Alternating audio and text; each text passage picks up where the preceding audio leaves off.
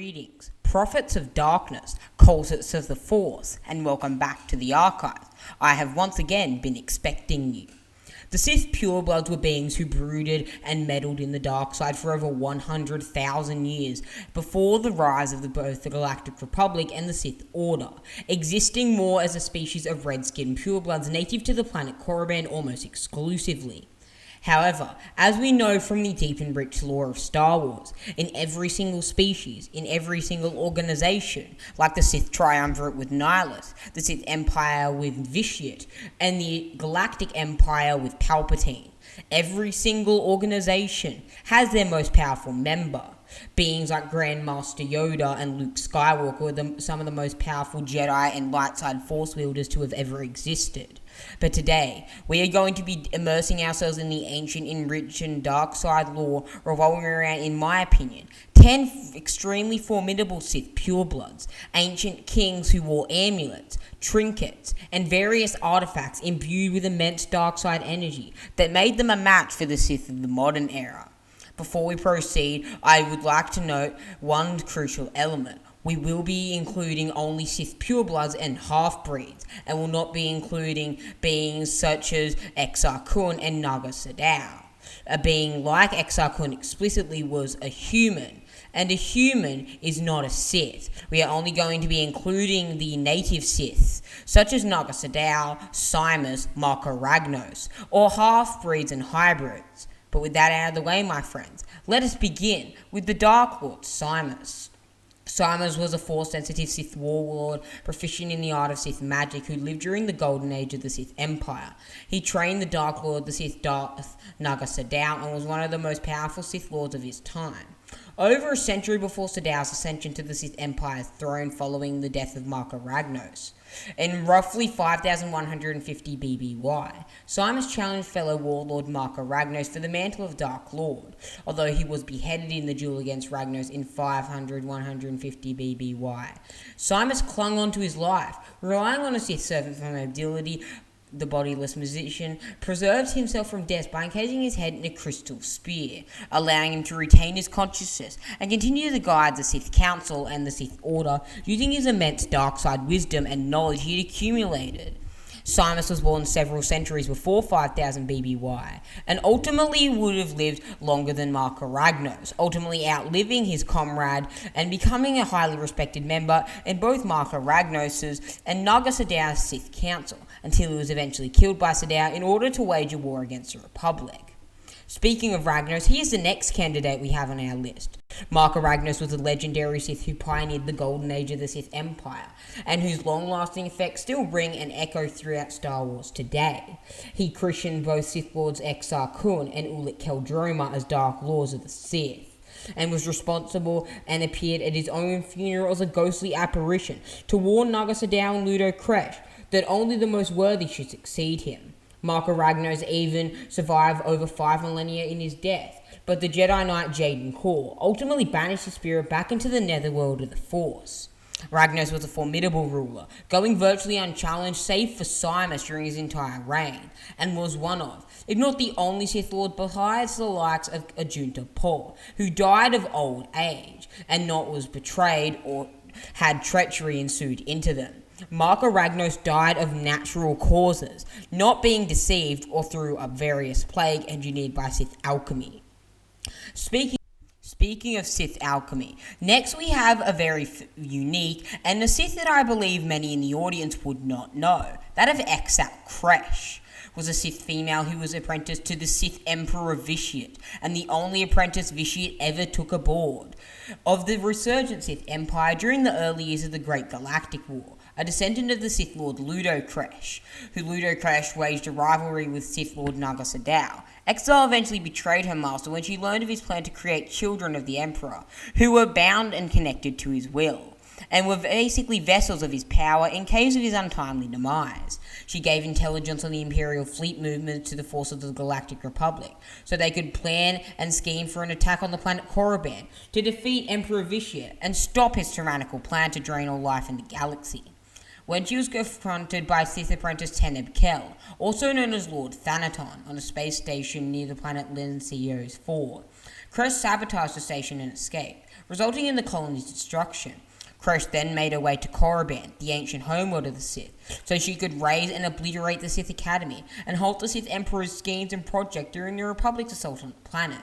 However, she was defeated by Darth Thanaton at the Academy, and ultimately met her untimely demise at the hands of Darth Sanaton. Following this, we have a legendary Sith Lord known as Freedon Nad. After this, we have a legendary Dark Lord that can only be known as King Darth Kargrash. Darth Kargrash was a male Sith sorcerer and Sith pureblood who dwelled on the planet Korriban more than 7,000 years before the Battle of Yavin. Brutality and trepidation were the tools that Grash used to defeat his enemies during the Korriban's recurrent civil wars, which saw multiple Sith tribes attempt to overthrow the king, the end of which saw him acclaimed king and overlord of his species. In the war's sake, Grash made use of both Sith magic and alchemy to effect the Tasiwonka Noaranta Hoya spell, through which he resurrected an army of reanimated corpses, bound him and his will through the dark side itself. He also was so devoted to the Sith arts, he had his own heart removed and replaced with a magical crystal and ruby that was imbued with the power of the Force's malevolent dark nature. Grash's dynasty ultimately culminated with his death at the hands of assassins, and the Sith King was interred within Korriban's Valley of Gold. Sometime between the destruction of the first Death Star and the Battle of Endor, the spirit of the long-dead Sith King was disturbed after a millennia of slumber. Cronel, a dark-side prophet formerly in service of his Imperial Majesty known as Palpatine, forcibly sundered Grash's ghost from his Korriban grave and compelled the Sith King to reveal the most potent of his alchemical secrets. The knowledge Grash imparted into Cronel assisted the latter in the creation and manipulation of electromagnetically charged melsific crystals, famous crystals in the Star Wars community, and Grash eventually was the being who led to their creation. Following this, we have one of the long-lived Sith in history, Lord Scourge. Lord Scourge was an ancient Sith pureblood who gained infamy as being a Sith who had lived for over 300 years. Lord Scourge was a male Sith pureblood who originally was dispatched on a mission along with Darth Nihilus in an attempt to kill Emperor Vitiate, along with a fellow Dark Counselors. However, due to the fact that Scourge had ultimately a plan of his own and saw that the Emperor needed to die, he recruited Jedi Meetra Surik and Revan, the Jedi Exile. They then made their way to confront Vitiate, but in the end, Vitiate bested them, and Scourge used his manipulation in order to play coy and pretend that he had no idea what they were planning, and that he ultimately wanted to betray them in service of his Emperor, knowing that they were not strong enough to stop the Sith Emperor at this time. Scourge was then subject to a ritual, which saw the Nethemic ritual which Vitiate had used bound into Scourge, allowing him to live for the next 300 years unaged and untethered by weariness. Scourge continued to live on until Tenebrae was ultimately defeated at the hands of Grandmaster Satele Shan and the Outlander, which saw his immortality revoked, and all the feelings that he had longed for, but had lost for many, many years, over 3 centuries in fact, finally returned. After this, we have Darth Vowrawn. Darth Vowrawn was a male pure-blooded Dark Lord of the Sith who was the third to rule the reconstituted Sith Empire as the Sith Emperor. Prior to this, he was an elite member of the Dark Council that governed the first Emperor's stead, the first Emperor obviously being the famous Emperor Vitiate, in charge of production and logistics, and later civil administration under his predecessor, Darth Akinna. During his reign, the Sith Empire went to war against the Galactic Republic for the 3rd time since the Great Galactic War. Darth Vowrawn was famous for using the ritual to free the Entity, an ancient dark side being of beautiful, magnificent dark side power, who was regarded as an embodiment of the Force itself. While there is little information on Darth Vowrawn, meaning this holocron opening has to be suspended here, unfortunately. Following this, we have Naga Sadow, the most famous entry on this list. Naga Sadow needs no interruption and explanation, ruling after the Golden Age of the Sith led by Marka Ragnos.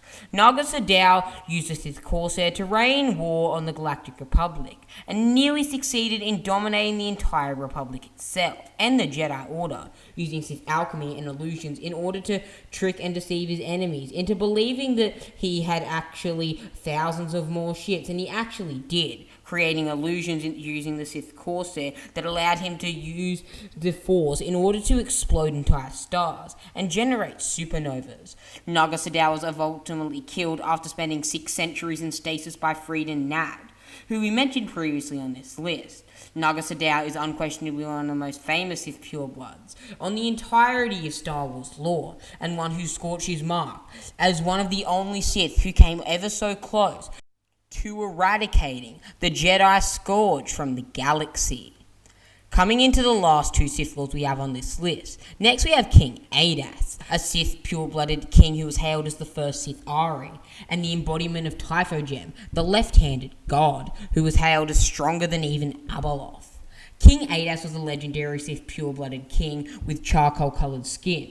His power was so monumental he was considered as a god among his people, and was so powerful he lived for over 3 centuries, ultimately succeeding in driving off the Rakatan Infinite Empire off Korriban permanently, driving them off, killing so many Rakata, although it ultimately ended in his untimely demise. King Adas killed so many Rakata that they grew weary of this immense being's power and refused to attack Korriban afterwards, in fear that the disembodied voice of King Adas would return to haunt and decimate their ranks once again. Now, we've reached the last entry on our list, a being who needs no introduction, especially on this channel. We have Emperor Valkorion, Vitiate, and his most pure-blooded form, Tenebrae. Emperor Vitiate, Tenebrae, was an ancient dark-side being of such immense power that he manipulated galactic affairs for 1,500 years. Tenebrae is known by many names, Vitiate, Valkorion, and was one of the only Sith that rivaled both Darth Sidious and Darth Nihilus in terms of pure dark-side power.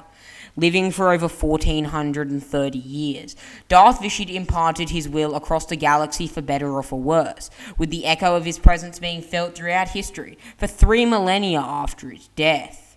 Vitiate was the one Sith who came ever so close to being immortal, using the Nathemic ritual and the death ways he manifested on Zyos, in order to become nigh immortal and a being of pure dark-side power, a very virgins in the Force itself, an entity of such great power.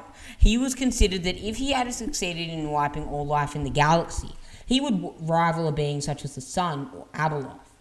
While Vitiate was a human in his Vitiate form, and in his Valkorion form, his original form was that of Tenebrae, a Sith pureblood born to Sith Lord Dramath and a poor farm woman, who he later tortured and drove insane, as well as stripping his biological father from the Force entirely. His power at 13 was great enough for Marco Ragnos, who we noted earlier, to acknowledge the teenager's strength and christen him as Lord Vitiate. Well, my acolytes, what did you think of this video? I'll see you in a galaxy far, far away.